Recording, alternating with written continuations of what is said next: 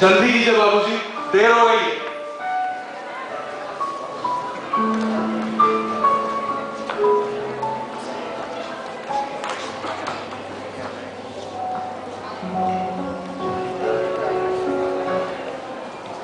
मेरी मैनेजर से बात हो गई है।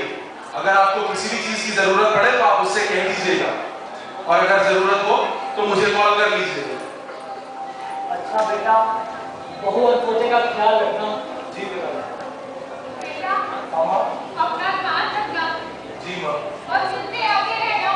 हाँ, मुझे ऑफिस के लिए देर हो रही है, मैं निकलता हूँ। प्रणाम पिताजी। प्रणाम माँ।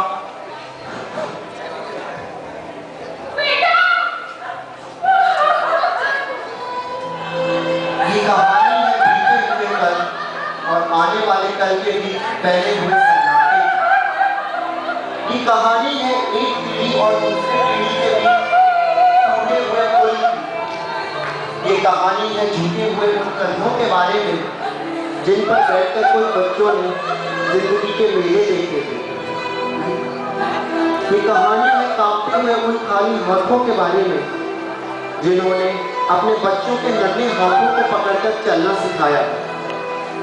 ये कहानी है लरसते हुए उन होठों के बारे में जिन पर कभी लोरियां थी, पर अब वो बरसों से खामोश। परिवार को जन्म देने वाले माँ बाप अपने खून पसीने से बच्चे को सींचते हैं, न सिर्फ अपने बच्चे से बल्कि उसकी छाया से भी प्यार करते हैं, क्योंकि उन्हें उम्मीद है कि जब एक रोज वो बूढ़े हो जाएंगे तब यही साया उनका सहारा बने।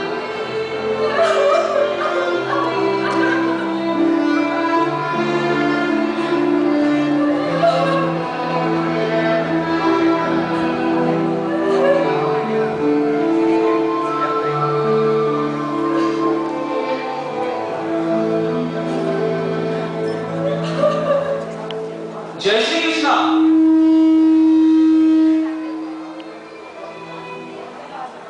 जय श्री कृष्ण। तो आपको भी इस परिवार का सदस्य बना ही दिया गया। मैं हूं मोहनलाल, आपका पड़ोसी। आशा, जी? पानी ले आओ। मुझे यहाँ रहते 5 साल हो चुके हैं। मेरे बच्चों ने भी मुझे, खैर छोड़िए, मैं भी क्या लेके बैठ गया। आप बताइए, आपकी क्या कहानी है? कहानी क्या होगी, आपको तो सब पता ही है। हम सब एक ही बीमारी के शिकार हैं, बुढ़ापा। और इस बुढ़ापे में अब भागदौड़ नहीं हो पाती है। बस इतना ही, और कुछ नहीं? और क्या बताएं, हमारे बच्चों की अपनी निजी जिंदगी भी है, उसमें हम दखल नहीं देना चाहते। और युवा पीढ़ी के इस नए तौर तरीकों ने हमें पुराना कर दिया है, और हम शहर से दूर खुली हवा में जीना चाहते हैं। चलिए, मान लिया आपकी बात की। अब मैं चलता हूँ, कोई काम हो तो याद जरूर कीजिएगा। जय श्री कृष्ण।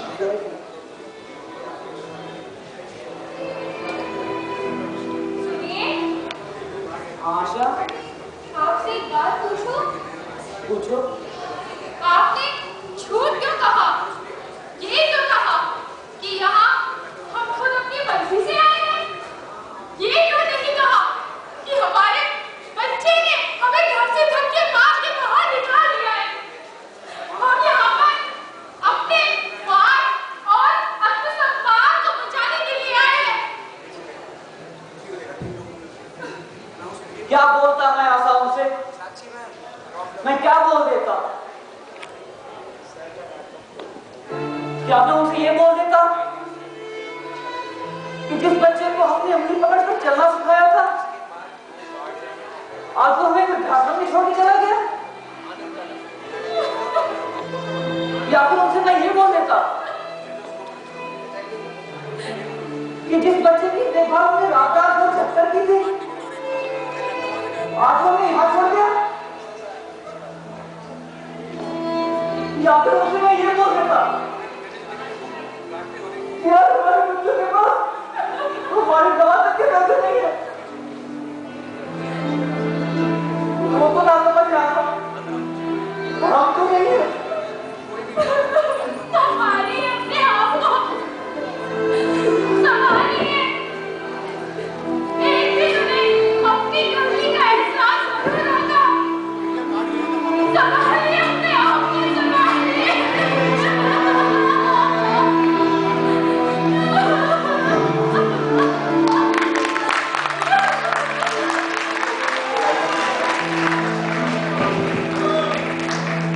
इसी तरह कई महीने बीत गए और परिवार के सभी सदस्यों को उनकी कमी का कहीं न कहीं एहसास होने लगा।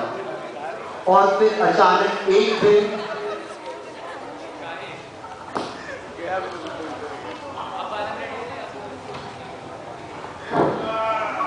क्या हुआ बेटा, क्यों उदास बैठे हो?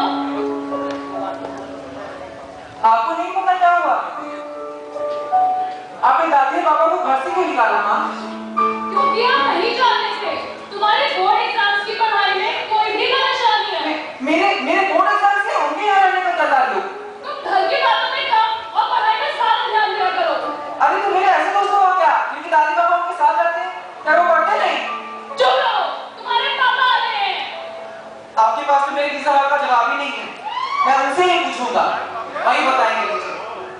क्या हुआ? कुछ नहीं, पूछ रहा है दादी पापा को घर से क्यों निकाल दिया? हाँ पापा, अपने दादी और पापा को घर से क्यों निकाल दिया? हमने उन्हें घर से नहीं निकाला, वो खुद अपनी मर्जी से गए। वो खुद अपनी मर्जी से? वो तो हम सबसे और उस घर से बहुत प्यार करते थे ना। तुम इन बेकार की बातों में क्यों उलझते हो? चुपचाप अपनी पढ़ाई पर ध्यान नहीं दे सकते? मतलब मैं अपने बच्चों के एग्जाम के लिए आप दोनों को घर से बाहर निकाल दूंगा? आपके पास भी कोई जवाब नहीं मेरी बातों का। बिल्कुल माँ की तरह होते जा रहे हैं आप। देख रहे हो कैसे जबान चलाना सीख रहा है? हाँ, घर से बाहर नहीं निकाल सकता ना हम दोनों को, किसी के जुबान चला रहा हूँ। रुको, इधर आओ। हमने उन्हें घर से नहीं निकाला, वो खुद अपनी मर्जी से गए और वो वहां बहुत खुश थे।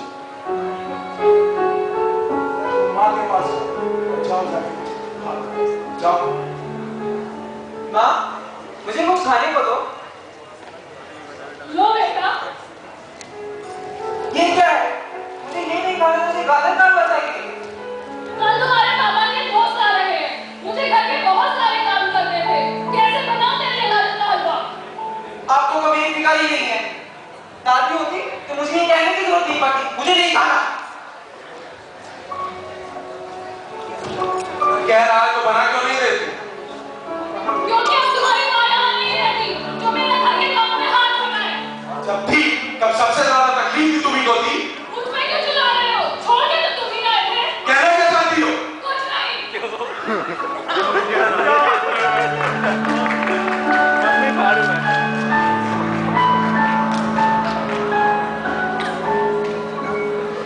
मैं आप दोनों को ठेस नहीं पहुंचाना था माँ पापा। मैं तो बस इतना ही कहना चाहता था कि दादी और पापा घर की जड़ की तरह है। पेड़ चाहे कितना भी हरा भरा क्यों ना हो, अगर उसकी जड़ को काट दिया जाए तो वो कभी हरा भरा नहीं रह सकता। मैं आपसे सिर्फ एक सवाल पूछता हूँ कि जो माँ बाप अपने बच्चों के लिए पाई पाई लगा देते हैं, उन्हें हर खुशियां देने के लिए, वही बच्चा जब बाप बूढ़ा हो जाता है, उसकी आंखें धुंधली हो जाती हैं, तो उन्हें रोशनी पर रोशनी देने के लिए क्यों घबराता है? एक बच्चा अगर अपने पहले कदम में बाप का सहारा मांगता है, तो अगर बाप ने आखिरी कदम में उसे सहारा मांगा तो क्या गुनाह किया? कल जहाँ वो है वहाँ आप दोनों होंगे। क्या जवाब देंगे आपको एक दूसरे को? क्या बताएंगे? क्या समझाएंगे? है कोई जवाब दीजिए पापा। बोलो माँ, कुछ तो बोलो।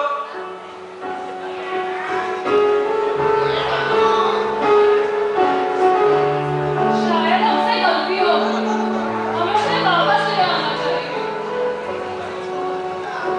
अगर गलती हमसे हुई तो उसे सुधारेंगे भी हम कल ही जाके उन्हें वापस ले आए।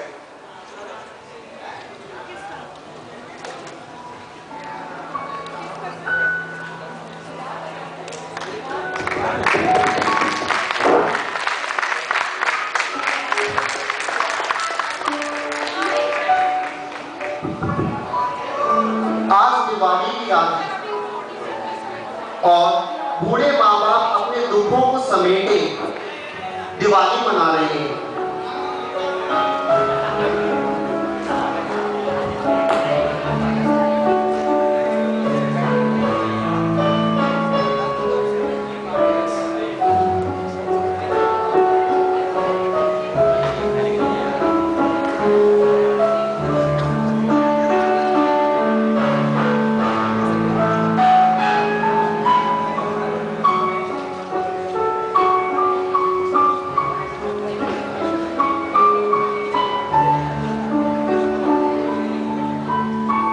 अरे ये तो खत्म हो गए। मैं लेती हूँ। दिवाली मुबारक हो आपको हरदयाल जी। आपको भी भाई साहब। ये लीजिए मिठाई खाइए, मेरे बेटे ने भिजवाई है। अच्छा, बेटे के यहाँ से आई है? जी हाँ, ये लीजिए। क्या हुआ हरदयाल जी, आपके घर से कुछ नहीं आया? चलिए कोई बात नहीं, ये डब्बा आपके रखिए। अच्छा हरदयाल जी, मैं चलता हूँ, मुझे औरों से मिलना है। जय श्री कृष्ण।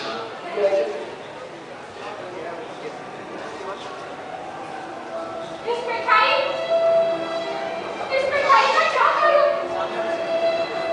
जब जिंदगी से मिठास ही चली गई है।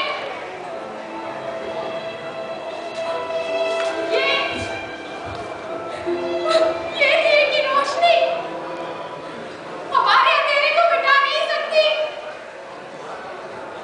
6 महीने बीत गए,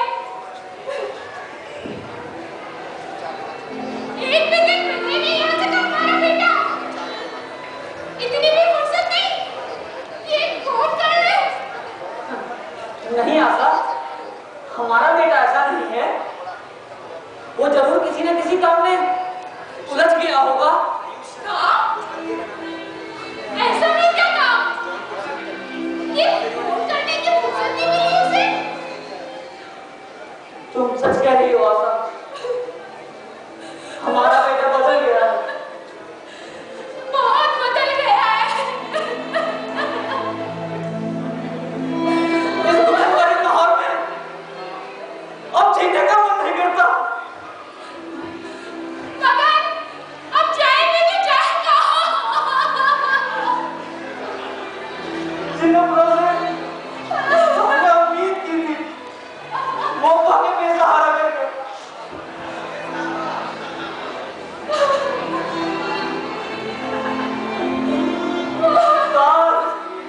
काश ऐसा होता काश कि अपने परिवार वालों से मिल पाते।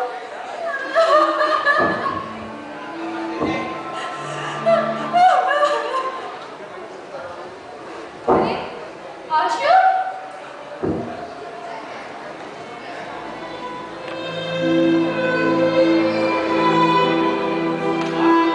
कैसे हो बेटा? मुझे माफ कर दीजिए पिताजी, मुझे माफ कर दीजिए, माफ कर दीजिए, मुझे माफ कर दीजिए, माफ कर दीजिए पिताजी, मुझे माफ कर दीजिए।